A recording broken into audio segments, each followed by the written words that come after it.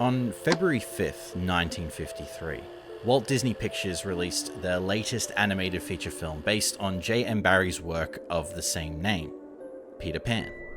This was one of the many films I loved watching when I was growing up, and I realized as I got older, the film itself reminded me more and more what it was like to be that young, and the absolute dream fantasy of being able to go on an adventure to a world completely different from my extremely ordinary one. At first glance, you may not realize it, but this premise of being sent to a world unknown is seen in one of anime's most popular subgenres, Isekai. Isekai roughly translates to another world, and usually follows characters sent to another realm of existence or another version of reality. The world can be full of guns, games, magic, swords, and of course, vending machines. If you've been watching anime even for a little, you will have seen an isekai, as it is one of the most saturated genres with so many new series every year that it constantly struggles to reinvent itself. Regardless, the isekai has evolved since the 90s, which followed stories of female protagonists being enveloped in a world they hardly know and their journey to return home,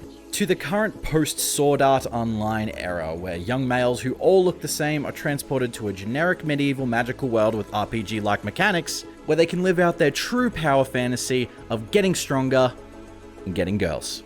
But amongst them all, there was one series that did feel different. A series that has been lost to time. A series that most forgot. One that was made long before the modern isekai boom. An isekai that doesn't actually feel like one. It just felt like a classic adventure story. It is here in the middle of 2003 that a gem of a story is buried. And I am, of course, talking about Meh. Now, I imagine there are two reactions you might have had when you clicked on this video. The first being, what the f*** is Meh? And the second being, holy shit, I thought I was the only one who watched it. Regardless if you were there in the trenches of Toonami back in the day of the mid-2000s, or you just stumbled upon this video, I want to tell you about Meh. How did it come to be? What is it? Why do I remember it so fondly? So sit down and join me as I tell you about a little series called Meh.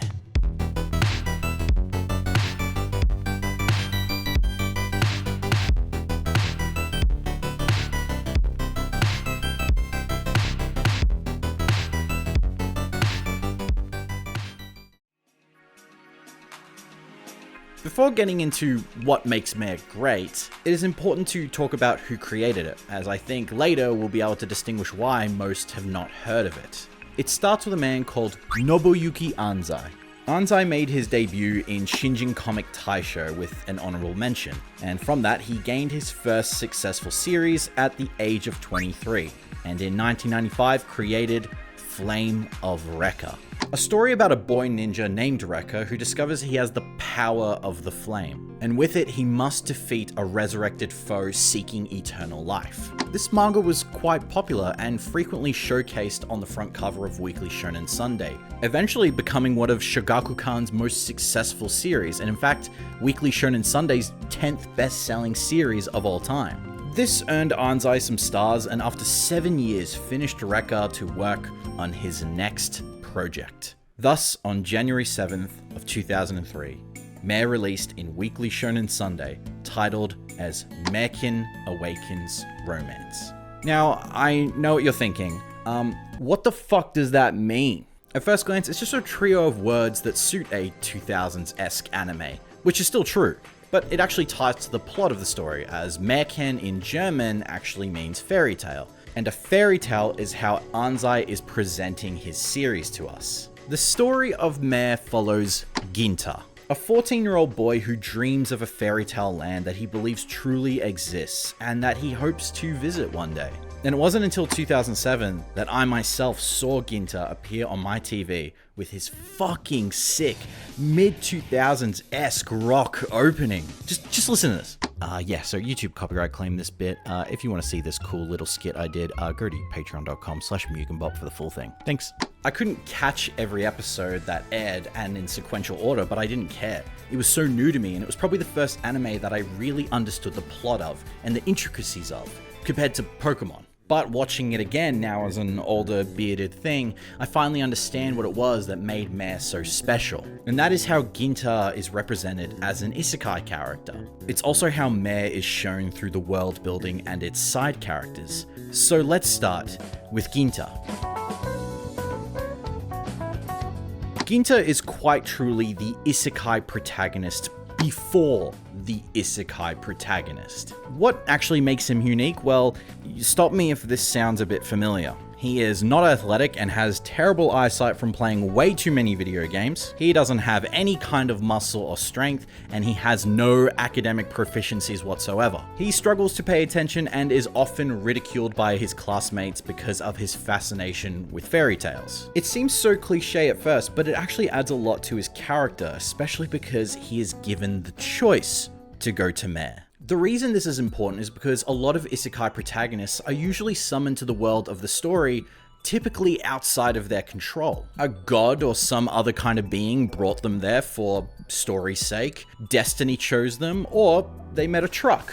And the motivation of the isekai main character usually aligns with either trying to return regardless if their new reality is better than Earth, or forgetting about Earth entirely, regardless of family, friends, or anything emotionally sentimental. When the summoning happens in episode 1 of Mare, everyone in Ginta's class is either scared or actually doesn't believe what is happening is real. But for Ginta, he just smiles with excitement because he'd been telling about this world in his dreams to his friend Koyuki for months. And to finally have the chance to go, he doesn't hesitate, and he promises to come back and tell everyone what it was like. This is a standard call to adventure in the hero's journey. To sum up, the hero's journey usually starts with the protagonist put in a new environment, either out of their control or because of a choice they made to enter a new environment. Ginta makes a choice in isekai I don't usually see. He chooses to go to another world for adventure and promises to come back.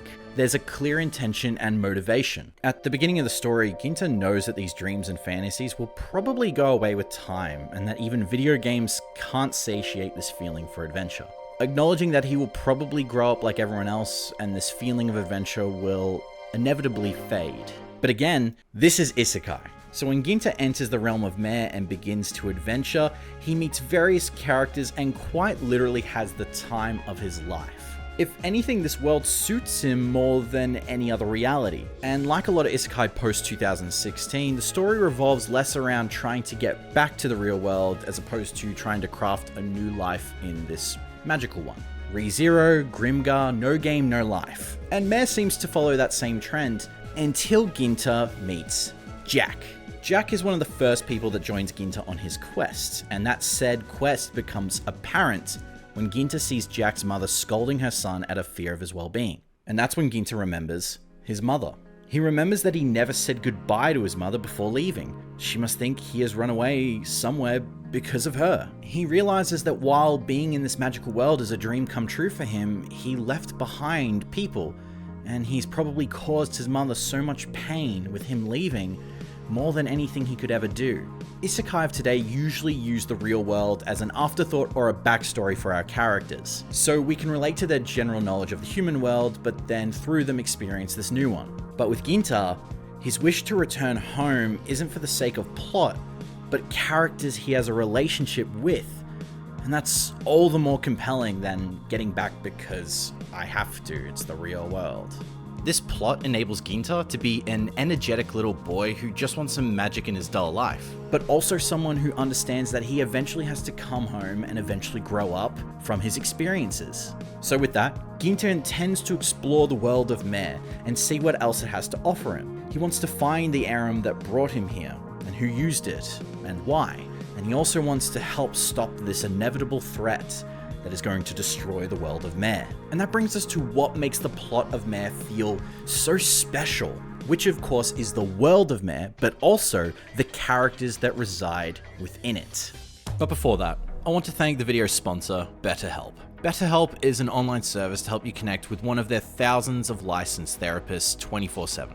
It's easy and convenient to set up even from your phone, allowing for text and call conversations which can help you maintain a connection with your therapist, especially if anything has happened in your daily life that you need to talk about. They will reply as soon as they can. BetterHelp also lets you fill in a questionnaire about your needs and what you hope to achieve from your time using the service. It also helps you find a therapist you can feel comfortable with. And today, BetterHelp is offering 10% off your first month using code MUGEN. As someone who had therapy sessions when they were younger and know many friends and family who use therapy today, it is always worth trying, especially if you feel people don't have the time to talk. So go to betterhelp.com/MUGEN or click the link in the description to get your first month 10% off. That is betterhelp.com/MUGEN. And thank you to BetterHelp for sponsoring this video. Okay, back to Meh.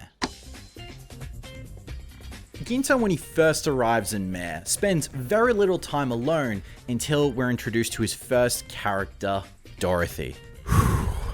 Dorothy is a witch who is on a mission to collect as many rare Am as she can find. Am are the main MacGuffin and power system inside the world of Meh, being named with the same letters as the world they originate from. Am are typically showcased as jewelry, a ring, a bracelet, or a necklace that is etched with runes of magical power, with which you can use to release an intended effect or an item. The most common Am are weapon or tool Am. An Am can be a shovel, a dagger, or a sword. And some weapon Am can have specific effects on a target or an environment. Next are Guardian Am, probably one of the coolest Am.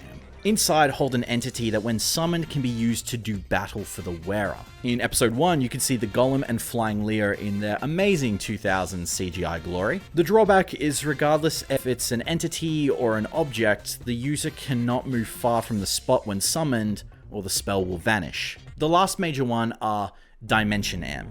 They can vary from creating something that can transport someone from one place to the next instantly, create a small dimension to hide, train, or send someone, even see events that are taking place in a far reach of the realm or in another realm entirely. The system may not sound very unique as a power system, but what is cool is how it ties character design to power. In Meh, if you see someone wearing an almost Kingdom Hearts level of accessories, they actually have a lot of abilities that you won't know what they'll do until they utilize it. Is it a ring of lightning or is it just a spear? Is it a Guardian Am or is it a Dimension Am that's going to transport me to a world of spikes? It lets every battle have some tension based on weaponry. Now, like I said with simple Am, they can be mass produced, so they're not very unique and you probably will see a lot of the same kind, like Ring Dagger. But out there are Am that are so rare, there might only be 3 or just 1 in existence.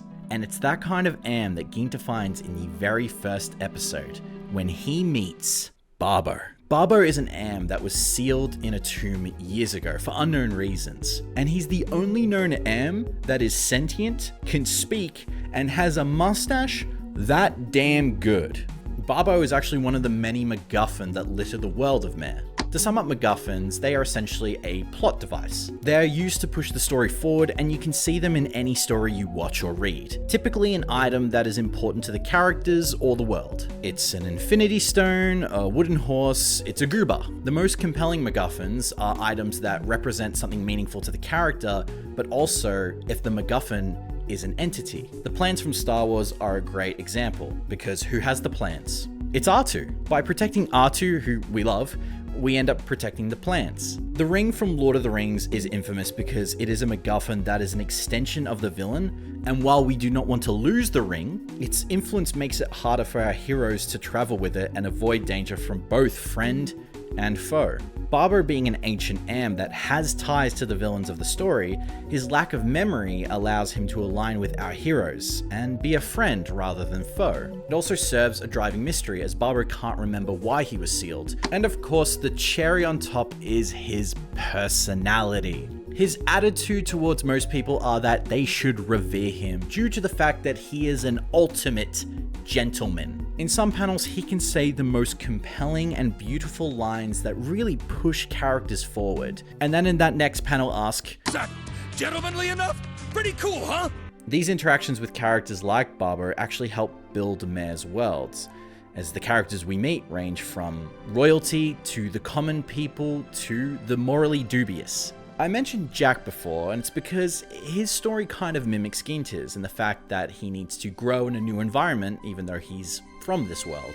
Jack is one of the common folk of Mare and has spent his life taking care of his deceased father's farm for his mother. When we meet him, we learn that the land is being preyed upon by werewolves who steal the food at night. To protect their livelihood, Jack stands up to them with Ginta and Barbo's help. And the only reason he never had before was his fear. Fear that if he failed and was killed, his mother would have no one to care for her. But after fighting back, his mother begs him to join Ginta on his quest, to go out into the world and find his potential, because she knows that he can take care of himself. To talk more on characters, I'm gonna have to spoil an event that takes place in episode 5 of the anime, because it's in this episode that we meet one of the most pivotal characters in the story, Alvis. Your constantly serious young warrior, who is also voiced by Yuri Lowenthal in the English dub, and I'm a big fan of that, and there are other Sasuke comparisons I won't make, but Alvis experienced years ago the death of his companions, who were all killed by the chess pieces in the last Great War. And as they resurged to conquer Mare again, Alvis made a gamble. He used a rare dimension am to summon a warrior of great strength and virtue to their world, so he can take on the chess pieces and defeat their head knight, Phantom.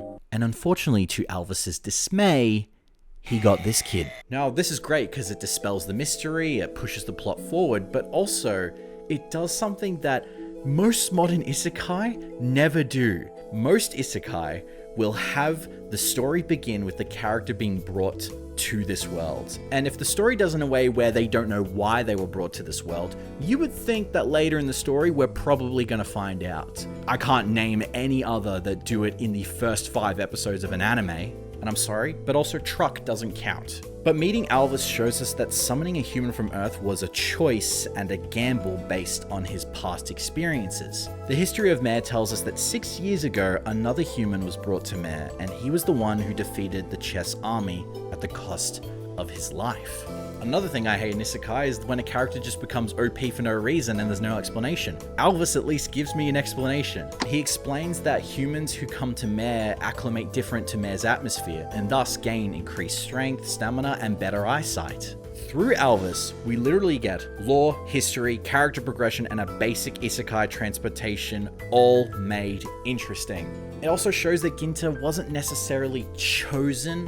While this is all meant to be an adventure for Ginta, he rises to the challenge and decides to try, and decides to improve himself and train harder. World building in an isekai is something that should be important to the story, especially if we're going to be in this place for many, many chapters and episodes. And while some stories like Mare have unique lore and systems integrated, world building also requires characters that feel like they have lived in this world all their life.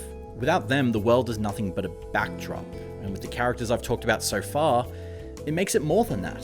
Anzai clearly just put in stuff that made him happy. Fairies? Yes. Witches? Yes. Dog that when falls asleep 3 times transforms into a Giga Chad? Why not? Fuck it, I'll make the main character's weapon a talking kendama. Now, besides the joy I've talked about so far, there are things not perfect about Mare. And I think it's important to highlight some of these because I don't want it to feel like all of this is just nostalgia. The story is quite simplistic.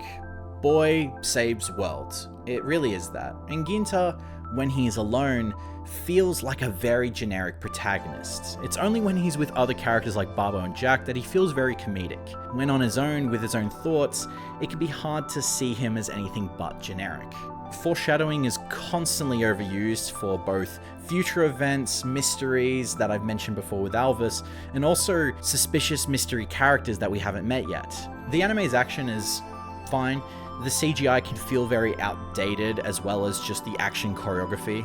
Some of it feels like JPEG moves, and I am saying that with the knowledge that I know that animation can be very hard. I guess if you just go and compare it to what is modern today, it may feel very dated. The manga, however, is really great and holds up. Some of the illustrations are well detailed and have great double-page spreads, and include more parts of the story compared to the anime.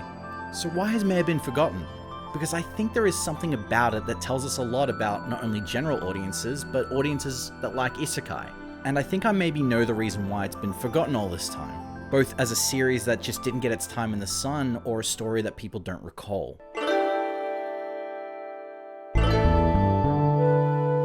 Until making this video, I had no idea the impact that Anzai had with his series, Flame of Recca.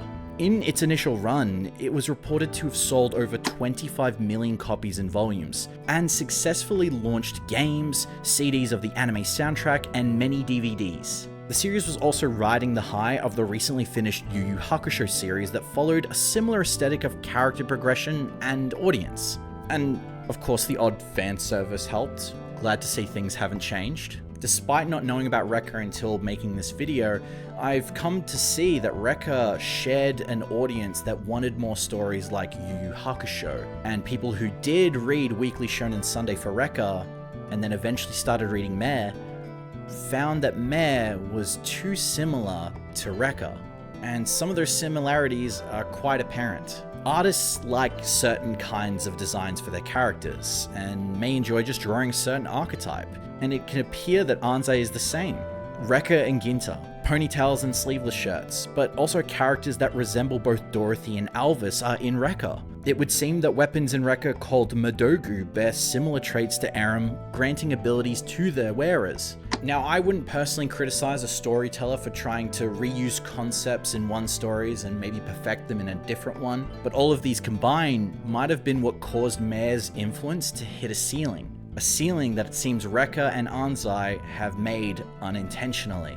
If you look at the Google Trend searches of both Mare and Rekka, that ceiling well past 2004 seems to be quite apparent, as Mare never really reached above its predecessor. Now, to Mare's credit, it wasn't unpopular. The series received an anime and 4 video game adaptations for 3 different platforms. It was also proposed by Shonen Sunday to receive a sequel series called Mare Omega, which Anzai himself only wrote for and instead allowed his assistant on Mare, Korichiro Hoshino, to be the main illustrator. As you can guess, it didn't run for very long. I think part of Mare's recollection in the West can also be tied to its presence on TV and when it premiered, airing on Cartoon Network in the Toonami slot 3 years after the manga began. Now, competition for anime in the West was already fierce.